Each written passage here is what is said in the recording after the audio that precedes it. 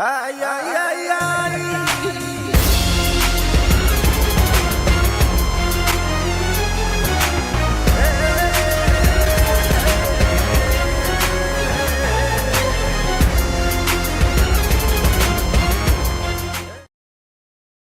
ArksEarth, a geopolitical sandbox meant to emulate the real world.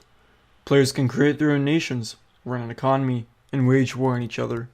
However, what happens when the server emulates real-life politics too well, and there are struggles of power for things bigger than nations, like the position of owner of the server? What is up, guys? My name is Bazonga, and welcome back to another episode of ArksEarth Server News. So much has happened in this past week, and there have been so many bans, rebellions, and betrayals on the server that may seem overwhelming. So the main point of this video is to explain where the server is going and try to make a sense of all this conflict that's happened in the past few days. Multiple moderators have been banned or demoted, players on the server have become increasingly toxic, the community is split, and Ark server seems to be dying. So let's get into it. So this all started around a week ago when the owner of the server Ark decided that he would bomb the White House during a server wedding event. 13 players were killed during this event, and a lot of people lost full sets of enchanted armor, mending pickaxe, and other really valuable items. The community was outraged at Ark for doing this and killing players, and the chat began to explode with anger against Ark after he refused to take responsibility for what he did and started to bend the rules in his favor. He claimed that since it was his own plot, killing was allowed, despite it being the greater claim of Washington, D.C., and he also refused to roll back the server to give players anything that they had lost during this.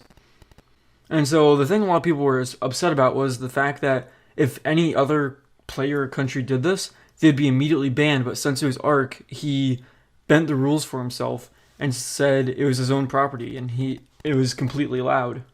And so many players in chat were actually banned for calling him out on this, including myself. Yes, unfortunately, I was permabanned from the server after I simply told Ark it was a jerk thing to do and told him that this is why people moved to 3 bytes a server initially.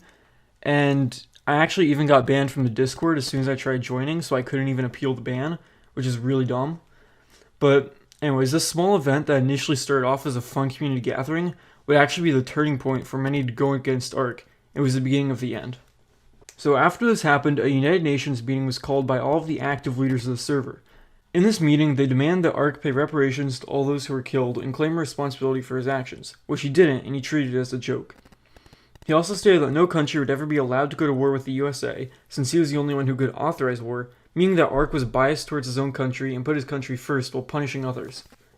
The players of the server were frustrated that Ark would bend the rules in his favor, but penalize people who did the exact same thing, and it wasn't until the community manager, Elon, decided to represent the US and claim responsibility that the whole thing died down, and it was decided that the US would pay $10,000 to each player killed. Things are settled for now, but it also made most players feel as though Ark was a hypocrite and a bad server owner. The conflict against Ark only became worse as he opened his own store to rival Elon's, which was Costco. Now, Ark's shop was built almost overnight, and people question the legitimacy of the store. A lot of people believe that Ark used his powers as a server owner to spawn in items to stock his store, as well as items that couldn't be obtained otherwise, like end rods. Ark claims that the store was built legit, and that he got his items from players who sold it to him. However, the Bazonga News Network has not investigated the legitimacy of either of these claims.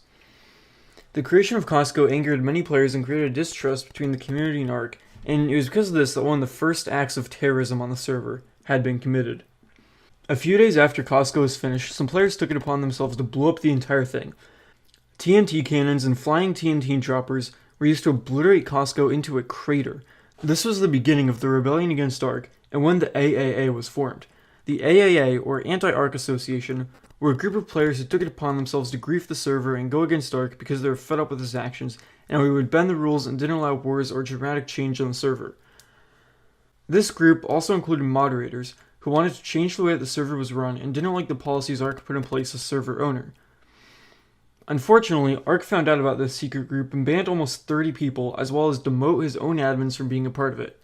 If anyone was found as a member of the AAA, they were instantly permabanned and weren't able to appeal. The owner of Ireland, Hogs, who was one of the most influential leaders on the server, was banned for just calling out Ark. Many that were banned were perfectly innocent and should have deserved a ban for simply disagreeing with the rules that Ark put in place. However, to be fair, some members of the AAA were incredibly toxic on the server and said things that I really don't want to repeat, and I think that some of them actually deserve to be banned for being immature and for griefing. But the majority of the players banned were innocent and just said that they didn't like some of the stuff that Ark did in chat. So meanwhile, the United Nations Discord server became increasingly upset over these mass bans, and they wanted answers from Ark. Unfortunately, many of the players were being extremely toxic to Ark and yelling a lot, which made it hard to actually get anything done, and just enforce their bans even more. The hate mob had taken over at this point, and many players were displaced from Ark server with nowhere to go.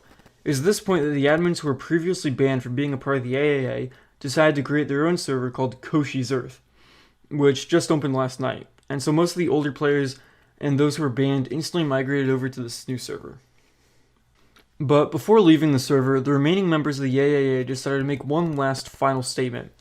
They started to act on a plan they called Armageddon, where they would all grief the server together and endlessly PvP until they were banned, with the intent to create absolute anarchy.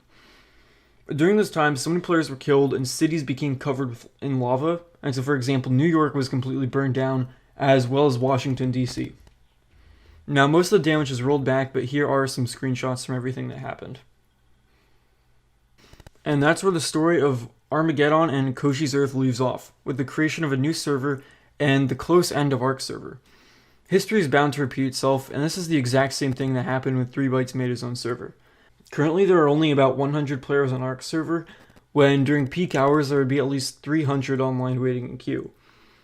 And so since I'm currently banned from ArksEarth, I'm going to check out this new server for a little bit, but I'll also probably eventually try to appeal and go back to Arks, because I personally don't think that I deserved a ban, but I digress. I'm still going to be making news on both ArksEarth and ArksEarth, because I think they're both, noteworthy to be checking out. But if you would like more news about ArksEarth and ArksEarth in the future, then please consider subscribing.